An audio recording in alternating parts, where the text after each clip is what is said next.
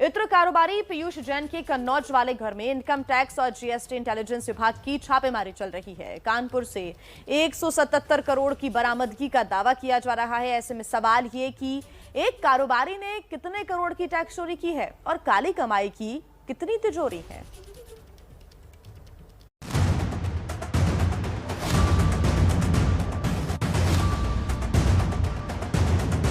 एक 177 करोड़ नगद मिल चुका है और कितना नोट निकलेगा भाई। उत्तर प्रदेश में फिलहाल यही सबसे बड़ा सवाल है, क्योंकि कन्नौज के जैन स्ट्रीट इलाके की तंग गलियों में कारोबारी पीयूष जैन का ये जो घर बना है, उसमें जीएसटी और इनकम टैक्स विभाग की छापेमारी अब भी बंद नहीं हुई है। सबसे बड़ी खबर तो यही है कि 177 करोड़ के नोट मिलने के बाद भी ये छापेमारी अभी 2-3 दिनों तक और चलने वाली है। अभी भी घर के एक गेट को छोड़कर बाकी सभी दरवाजे सील हैं। हर गेट पर सीजीएसटी एक्ट 2017 के सेक्शन 67 का जिक्र करते हुए सील करने का नोटिस चस्पा है। पीयूष जैन कन्नौज के जैन स्ट्रीट इलाके में रहते हैं और पतली गलियों वाले इस इलाके में कोई उम्मीद नहीं करता था कि इस तरह की बड़ी बरामदगी हो सकती है। अब देखिए कि ये पीयूष जैन का घर है और इस तरह से ये जो पतली गलियां हैं, यहाँ पे अलग अलग जगहों पर गेट्स बने हुए हैं और इन्हीं गेट्स के ज़रिए जो इनकम टैक्स डिपार्टमेंट के अधिकारी हैं वो अंदर हैं फिलहाल और जाँच पड़ताल चल रही है।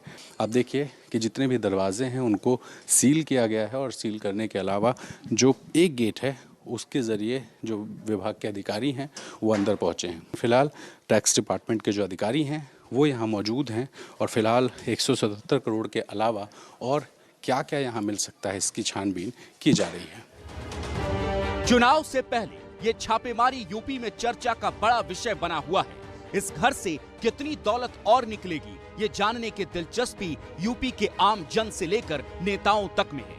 लिहाजा इस घर के बाहर एबीपी न्यूज की टीम भी लगातार तैनात है। जानकारी के मुताबिक जहां जहां नोट छिपाए गए हैं उन जगहों को तोड़ा जा रहा है। इसी घर के अंदर इनकम टैक्स डिपार्टमेंट के अधिकारी मौजूद हैं और लगातार यहाँ पे तोड़फोड़ की आवाज़ें आ रही हैं, यानी कि अंदर कुछ तोड़फोड़ चल रही है। किस चीज़ की तोड़फोड़ है फिलहाल इसकी जानकारी नहीं है, लेकिन बताया जा रहा है कि ये जो घर है इस घर में कंपाउंड बनता है। कंपाउंड यानी कि वो इत्र, एक तरह से उसको इत्र कह सकते हैं, जो कि पान मसालों में सुगंध के लिए इस्तेमाल होता है और उसी कंपाउंड को बनाने का काम होता है। लेकिन जो पीयूष जैन का परिवार है वो यहाँ पर ना रहकर जो कानपुर का घर है वहाँ रहते हैं और फिलहाल ये गेट, इस गेट को, पीछे वाले गेट को खोला गया है और यहाँ से सील हटा कर के अधिकारी अंदर मौजूद हैं। इनकम टैक्स विभाग के अधिकारी पीयूष जैन के दोनों बेटे प्रत्युष जैन और मोलू जैन को भी घर के अंदर लेकर आई है और उनसे पूछताछ हो रही है। उनके साथ घर के अलग अलग कमरे की तलाशी ली जा रही है। पीयूष जैन के परिवार वाले को लेकर जीएसटी इंटेलिजेंस के अधिकारी घर से निकलकर पीछे के हिस्से में गए। हाथ में एक पैकेट था जिसमें ढेर सारी चाबियां रखी हुई थी। इन चाबियों से पीछे का दरवाजा खोलने की कोशिश हुई पर गेट का एक ताला खुल नहीं सका। सर क्या मिला, कब तक चलेगी रेड, इतना ही बता दीजिए। 24 घंटे ज्यादा का समय आप लोग को हो गया है, क्या चीजें निकल के आ रही हैं? फिलहाल नोट गिनने वाले पीयूष जैन के खजाने का खुलासा करने वाले अधिकारी ये बताने को तैयार नहीं कि अब तक कितना पैसा मिला है। सूत्रों के मुताबिक खबर ये भी है कि घर के अंदर कुछ लॉकर तो काफी मजबूत हैं और उनकी चाबी भी मिल नहीं पा रही। लिहाजा उसे गैस कटर से काटने की कोशिश की जाएगी और तब पता नहीं उस लॉकर से कितना धन निकलेगा, आंकड़ा कितने करोड़ तक जाएगा। इतने नोट हैं कि शायद ये सब खुलासा अब 2021 में नहीं 2022 में ही हो पाएगा। समाजवादियों के गढ़ माने जाने वाले कन्नौज में हुई छापेमारी पर सियासत भी पुरजोर है। मामले पर बीजेपी और समाजवादी पार्टी में वार पलटवार का दौर भी शुरू हो चुका है।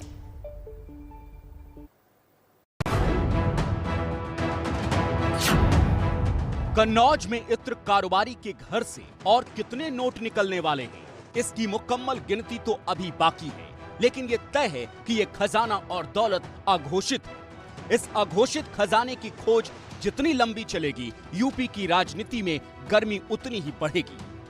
शनिवार को आगरा में सीएम योगी ने इस छापेमारी को इशारों में समाजवादी पार्टी से जोड़ दिया और चुनावी माहौल में एसपी पर करारा प्रहार किया।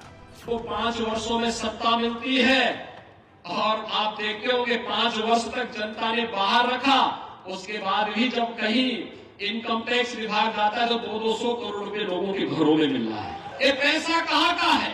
ये 200 करोड़ रुपए कहीं खेत और खलिहान से नहीं उपलब्ध होते हैं।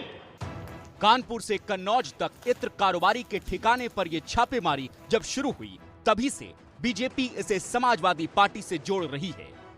इस राजनीति की शुरुआत संबित पात्रा ने की।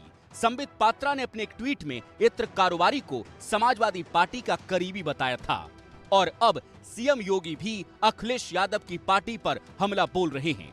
लेकिन अखिलेश की पार्टी लगातार पीयूष जैन से अपने रिश्ते को नकार रही है। एक बार फिर अखिलेश यादव ने ट्विटर पर जवाब दिया है। उत्तर प्रदेश के माननीय सत्ताधारी कह रहे हैं कि जो सत्ता से दूर है उसके पास पैसे कहां से आए। इसका मतलब साफ है कि भाजपा मानती है कि सत्ता में रहने पर वो भ्रष्टाचार से पैसा कमाती है, वसूली से भी, ट्रांसफर पोस्टिंग और बुलडोजर का डर दिखाकर भी, चंदे और बोरी की चोरी से भी। शर्मनाक बयान। ये वार पलटवार अभी चुनाव तक चलता रहेगा क्योंकि जीएसटी, इंटेलिजेंस और इनकम टैक्स विभाग के 15 लोग अब भी पीयूष जैन के घर के भीतर अपने काम में जुटे हैं। 177 करोड़ नकद के साथ साथ अब तो पीयूष जैन के घर से सोना बरामद होने की भी खबर आई है।